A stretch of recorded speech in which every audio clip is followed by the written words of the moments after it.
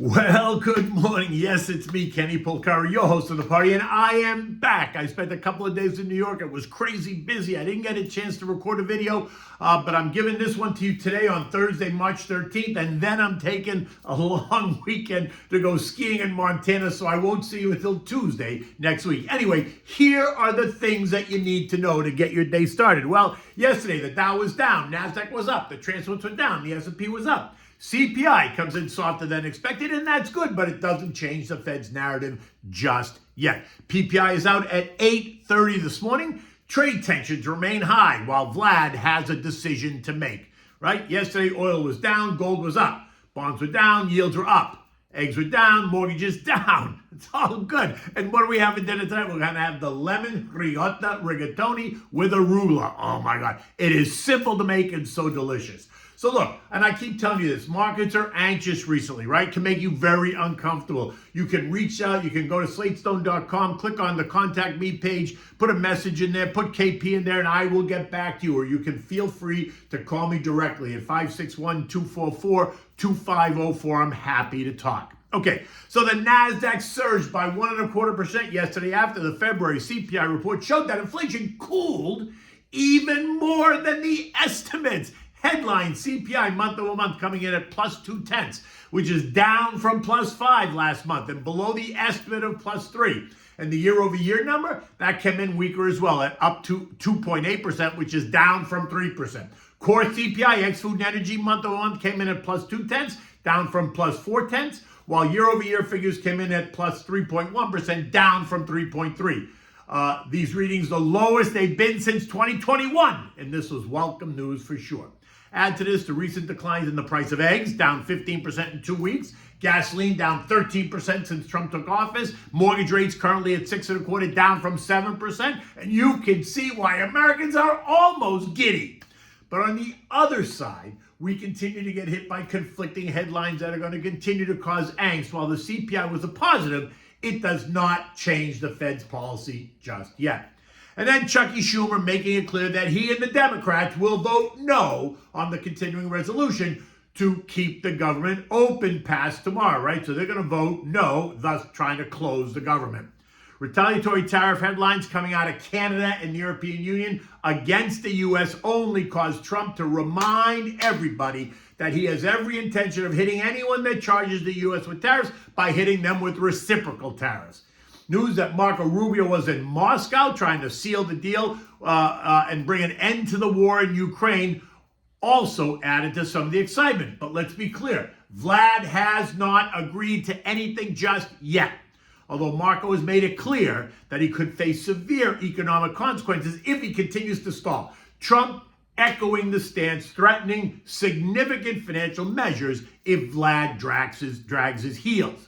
Now, while stocks did rally across the board out of the gate, it ended up being kind of a head fake with a split right down the middle. The Dow lost 83 points, the Transfers lost 108, and the equal-weighted SP gave up 32 points. On the other side, though, you had the S&P gain 28 points, the Nasdaq gained 212, and the Russell added 3 points. And the Mag 7, they added 522 points, leading the group by advancing 2.25%. Of the 11 sectors, it was a mixed picture. Tech, financials, consumer discretionary, communications, and energy were all ended the day higher, while industrials, utilities, consumer staples, healthcare, basic materials, and real estate ended up kind of being a drag on the group.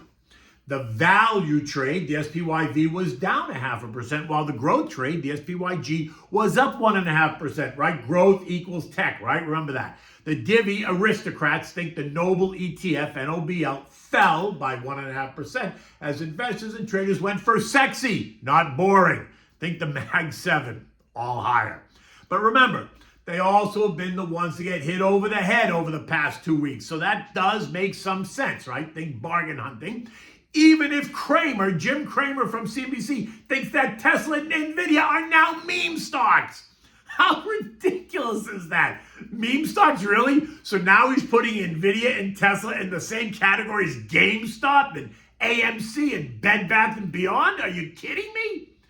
Bonds gave back some of their gains, sending yields higher. The TLT down 0.6, while the TLH was down 0.5%. 2 years are now yielding 3.988%. The 10 years yielding 4.32%. And for savers that do not want the risk in equities, that too is welcomed news.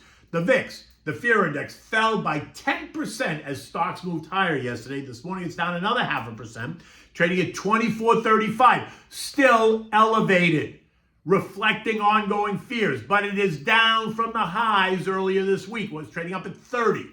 The VIX remains well above all the trend lines, and that suggests ongoing nervousness. And like I said yesterday on Varney and Company on Fox Business yesterday morning, this is not over just yet. The headlines remain conflicted, and so the markets will remain anxious.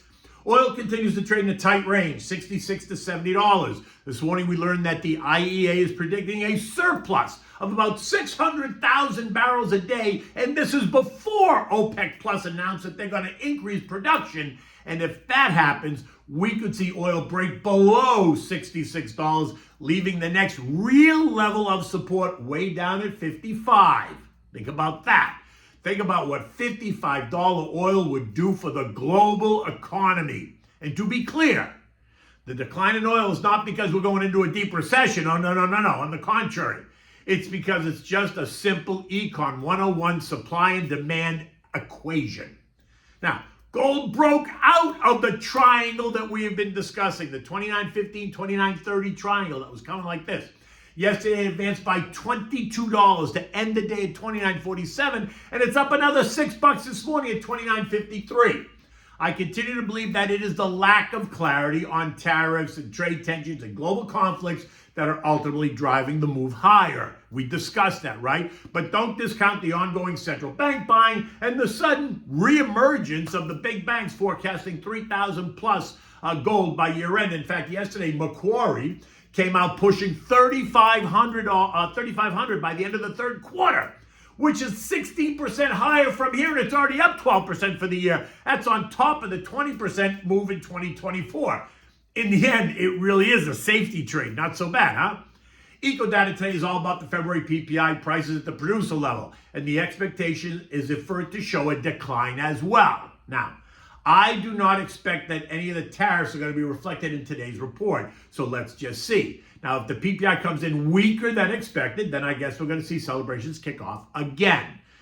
This morning, U.S. futures, though, are not celebrating just yet. Dow futures up 40, S&P's up 3, the Nasdaq's down 4, the Russell's flat. But to be fair, they are off their lows from overnight. So maybe, just maybe, they're getting ready to advance, right? In addition to the PPI, we're also waiting on initial jobless claims and continuing claims, both expected to be in line. So no real surprises there. No jump in claims that might signal concern. Tomorrow, it's all about the University of Michigan sentiment surveys and inflation expectations, which have come down, and that's good. European markets are up across the board, right? Spain is in the lead, up 0.6, while Italy is carrying up the rear, only up 0.1%. There's no economic data reports out of the Eurozone today to point to. It's just the ongoing thrashing back and forth as the markets kind of deal with all this confusion. The S&P closed at 55.99, up 26 points yesterday. And if today's PPI is a positive, then expect stocks to move higher once again. But do not expect that the anxiety is over just yet. I think we continue to thrash around because there was a fair amount of damage done to the markets over the past couple of weeks that needs to be repaired, and that only happens with time. I think we trade here for a while and repair the damage as the issues get resolved, or not, and that's going to determine where we go next. If the issues do not appear to be resolving, then the thrashing will continue, maybe lower. If they do resolve, then off we go. In the end, patience is a virtue. Now, while I do think we are closer to the bottom than not, I do not think that we're going to have this V-type recovery. I continue to believe that the future is bright, so you stick to the plan, keep allocating your monies to your portfolio, and take advantage of the sale. The goal, once again, is not to panic. Get comfortable with being a bit uncomfortable. Stay defensive while being cautiously optimistic. Know what you own and why you own it, and as always, remain diversified. Okay, So now what do we have for dinner tonight? This is delicious. A lemon ricotta rigatoni with arugula. It takes you all of 18 minutes to make, and boy, is it so good. For this, you need a half a pound of rigatoni, but depending on how many people you're cooking for, you need fresh ricotta, fresh grated Parmesan, you need lemon zest, you need a fresh squeezed lemon so you get the juice, and you need the fresh arugula, right? It adds a little bit of a punch. Bring a pot of salted water to a rolling boil. When it happens, add the pasta. Cook it al dente, 8 minutes. Don't cook it anymore. You don't want mushy pasta. And take the pasta out and just put it into a warmed up saute pan.